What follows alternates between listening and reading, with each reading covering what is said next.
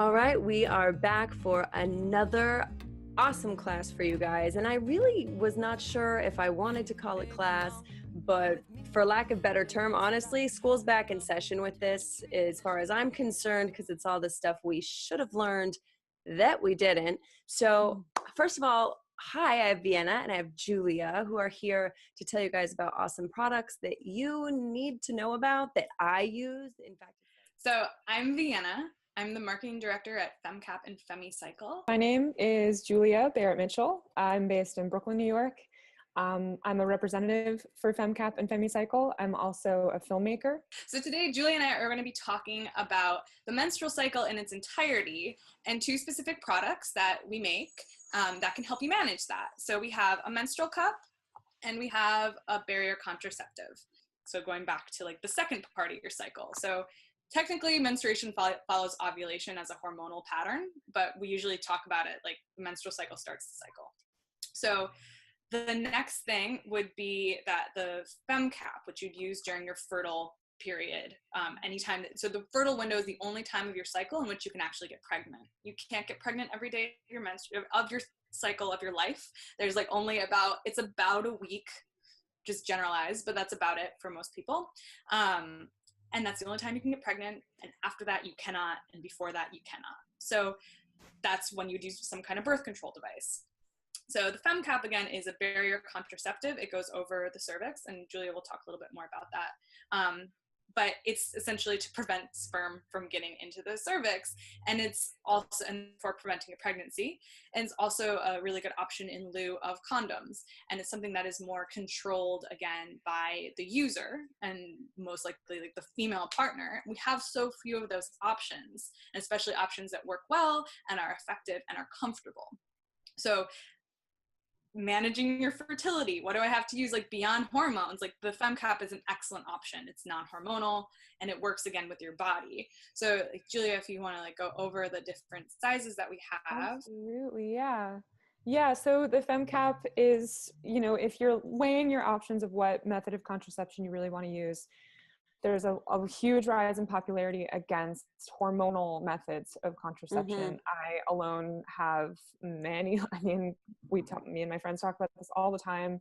Hormones have really disrupted their lives. And again, it's a matter of not knowing what the options are. So when I was introduced to the FemCap, I was mind blown, huge doors opened in terms of just understanding how our bodies work. And when I was introduced to the FemCap as an option, I was like, how is this? This makes so much sense. It makes absolutely so much sense.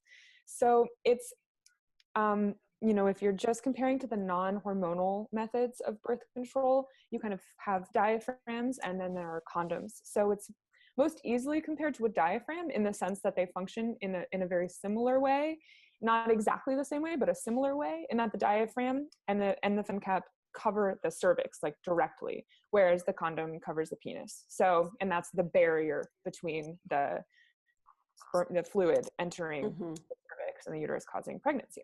So this is what the FemCap looks like. There's kind of a few things you're looking at. I'll get into each element of the design, but first and foremost, you just fold this little guy up, insert into the vaginal canal, and fits right over the cervix snugly. So there are 3 different sizes, and the sizes are very interesting. Again, because these products were invented by a doctor, it took into consideration things that other products don't. So the FemCap is based on the size of your cervix, and the 3 sizes are based on whether or not, so the 3 sizes based on the size of your cervix. The 3 sizes are, if you've never been pregnant, you'd use the smallest size. If you have been pregnant but haven't given vaginal birth, so you've had an abortion, a C-section, or a miscarriage, you'd use the middle size, because with just the pregnancy hormones, your cervix has enlarged a little bit. And then the 3rd size is the largest size, is for those who have given a vaginal birth. So that's what the sizing is based on. And there have been many studies about weight, height, age, XYZ, all of these things that, could have possibly influenced. And in all of the clinical trials, pregnancy history was the determining factor of the sizing. The experience of it is so much more comfortable. So hypothetically, with this product, let's say you know, I'm going out on a date with my husband and, Mm-hmm. you know, I know, all right, well, this week I need to be a little bit more mindful because we are not in, you know, we're just in practicing mode, not making mode. So I could put that on before the date. So it wouldn't be, and you could like, how, like, what is the time stamp of keeping it in? Sure, absolutely. You can wear it for 48 hours straight, at which point it's not like you have to take it out to give your body a break. You should just take it out and reinsert it right if you want to put it in right away, just to make sure that your cervix hasn't moved and potentially dislodged it a little bit. So just to make sure it's still snugly over the cervix, you take it out after 48 hours. But you do have to put it on before sexual arousal, which is very important. So it takes as much forethought as remembering to put on a diaphragm or remembering to grab condoms. So there is definitely that element, which is very important, because in sexual arousal, your cervix escalates. So because it needs to fit over the cervix, you do need to already have it on before sexual activity. I mean, in this day and age, I think we all have a pretty good idea how things are generally going to go for the day. Yeah. If you're, at least if you're being honest with yourself. You do use it in conjunction with spermicide. So you could use it without spermicide if you wanted to, but all the studies and all the efficacy about it, it's also based on using it in conjunction with the spermicide. I can go into the specific designs and how it actually works. So what you're looking at here is a few elements. So if I was to flip this inside out, you never use it like this, but just to illustrate. And it looks like a Darth Vader hood. Exactly. Like looks like some kind of sport that does this. Yeah, it looks like a little birdie, but you never use it like this, but just to show what you're looking at. So this is the actual dome that covers your cervix. And, you know, so if you were comparing it to the diaphragm is just that. It's just the piece that covers the diaphragm, whereas the the cervix. Whereas the FemCap is the dome that covers the cervix. It includes this indentation at the base and then includes this brim, which is massive, because what this does is when you flip it inside out and wear it properly, the brim gives your vaginal walls more surface area to hold it in place. Again, similar to the femicycle, it's using your anatomy and the contractions of the vaginal wall to hold it in place. And it's also acting as a funnel. So any ejaculatory fluid that enters the vaginal canal is soaring at high speeds towards the cervix is guided by the brim straight into the FemCap itself and into this indentation that creates a reservoir for the spermicide or just for the fluid, but it allows the ejaculatory fluid to come into direct contact with the spermicide. So as you can see by this slide, that's how it's working. It's covering off the cervix, and any fluid is just getting trapped in the actual brim itself. So that's incredible. Is there anyone that shouldn't use something like a FemiCap? A FemCap? So the FemCap, it's so the way that it's actually a prescription-based device. So in order to get one, you have to get a prescription from a provider. So that can be a doctor, a nurse, a midwife, a naturopathic doctor, depending on where you are and who can like prescribe things. So it just involves a pelvic exam. So the obstetrical history will determine what size you need, Right. and then so pregnancy history, and then a pelvic exam will determine like if there's anything off with your anatomy that might contraindicate you using it. Okay.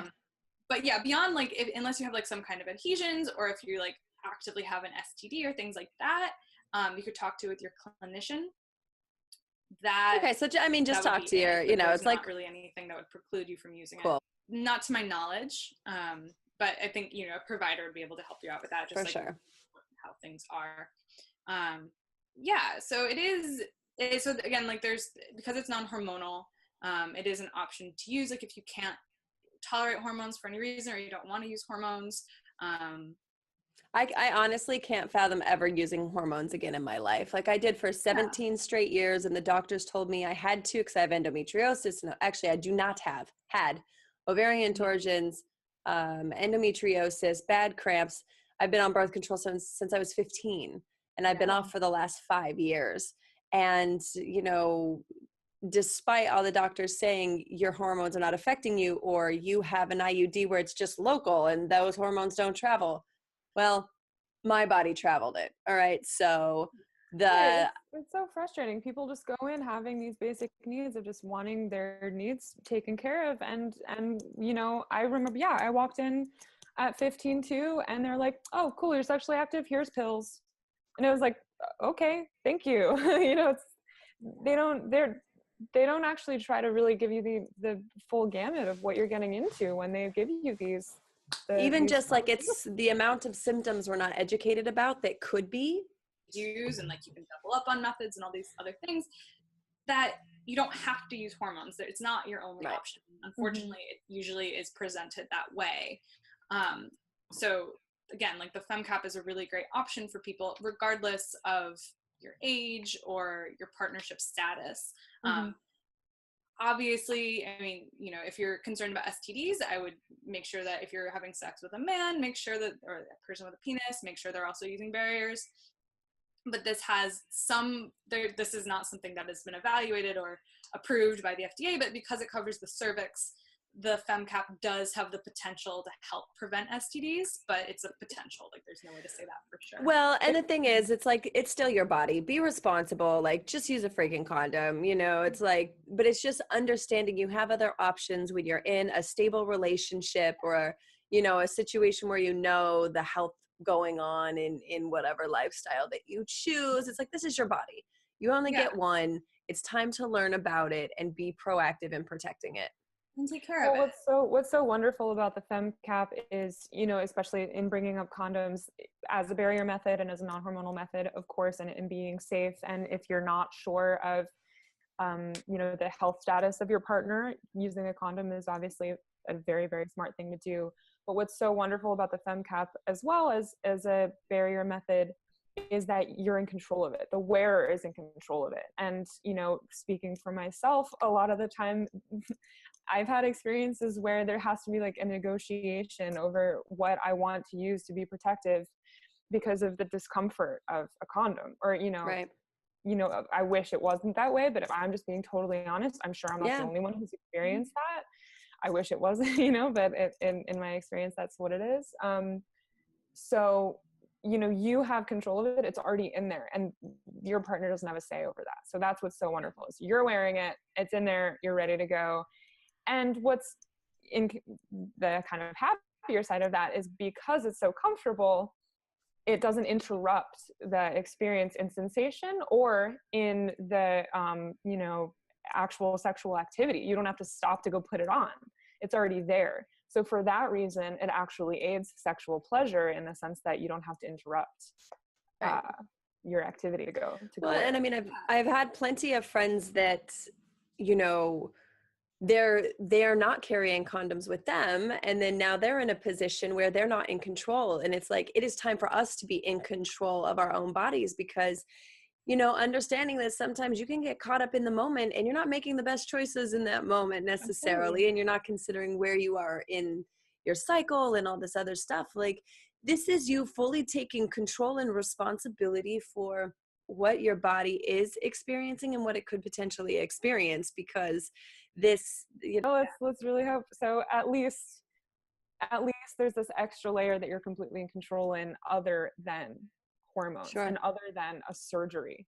I think it also is really worth mentioning that the FemCap doesn't interrupt lubrication at all. Just because, you know, if you didn't know, and based on that diagram, you may think that it actually interrupts your natural lubrication. Neither the FemiCycle nor the FemCap do that. So that's really great. Yeah, because the lubrication that happens in the body for sexual arousal, it's actually coming from the opening of the vagina. That's the vulvovaginal glands. So it's like vulva and vagina. It's right at the introitus, like the entrance. So that's where your lubrication comes from. So if it's covering your cervix has nothing to do with lubrication during sex or any kind of arousal. Yeah. Which I didn't know before the FemCap. I thought it came from the cervix. So I was like, oh, that's good to know. Again, it's like these products are like, wow, there's so much to know. And the wonders just are tenfold. They just keep coming. Well, and then here's a picture of the cervix. So like, we're talking about this in kind of abstract terms. This is what it looks like. So in the upper left, you can see just a cervix. So it's there's a speculum holding open the vaginal walls. You're looking in. And then this is probably someone who's had a baby, because your cervix does change in shape and size after having a baby. And then, so you can see down in the lower right, the FemCap over the cervix. So it's really in there, like it really seals very tightly. There's a great deal of suction, but you can't feel, like you might just have a sensation of pressure, but it's really mild. But that's what it would look like in the body. And then the other thing to mention is that a penis cannot feel this. And, you know, people with penises are very sensitive about their penises. And this is not something you're gonna feel. So like looking at it, like, so this is the largest size. This would be if you have had a vaginal birth. Even that, it's gonna be squished in there, and you're not gonna feel it. It's so flexible. The penis actually doesn't have the tactile differentiation. Notice this. Penises can feel like heat and moisture and pressure, like pinpricks, like that kind of pain. Like IUD strings? Like IUD strings, right? But not this. If you rather feel a condom or rather feel a FemCap, you know, the FemCap is so soft, and especially when wet and warm, it's probably not that much sensory difference between feeling the cervix itself. You know, it's smooth, it's soft, you know, it'll be all the way up there. I really like the takeaway that people are sensitive about their penis, but the penis isn't sensitive enough to feel the FemCap. That's like a funny comparison. I just also want to mention what this strap is for, because it's all the way up there. Is for this picture, you might be wondering what that's about. That's for removal. Yes. So that's wonderful, because you don't have to use, I mean, as you can see, it's really embedded in there, and when you're wearing it, it's really up there. It's all the way at the top of your vaginal canal and around your cervix. With a diaphragm, you'd have to use your finger to kind of get on the other side of the device to take it off. Whereas with the FemCap, this strap is there so that you just come into contact with the FemCap itself, hook your finger in, and pull it out. At which point you just wash it off, and again, you can pop it right back in, or save it for the next time you want to wear it. Awesome. Yeah, and so it's also reusable for up to 2 years. And then again, if you are concerned about the environmental aspect of this, I mean, I love condoms. I think condoms are really great, and we should all love condoms more. But, you know, there's like a certain degree of waste that happens with them, which is just part of the process. You know, there is waste that comes from that. And again, like hormones, if you're taking hormones, we know that there's a lot of runoff, that things that are not processed through our bodies and exits our bodies via urine, and then end up in the streams and like impact the fish, and then impact the water life, and then impact land life. So again, if you're kind of approaching this from more an environmental aspect, this is another product that can really help reduce your load, the toxic load that you might be putting on the environment. So the FemCap is placed directly over the cervix. And so this is a cervix that you can see on the right here. This is someone who's in their fertile window. They're producing what is called like egg white type mucus, right? It's a spin bark.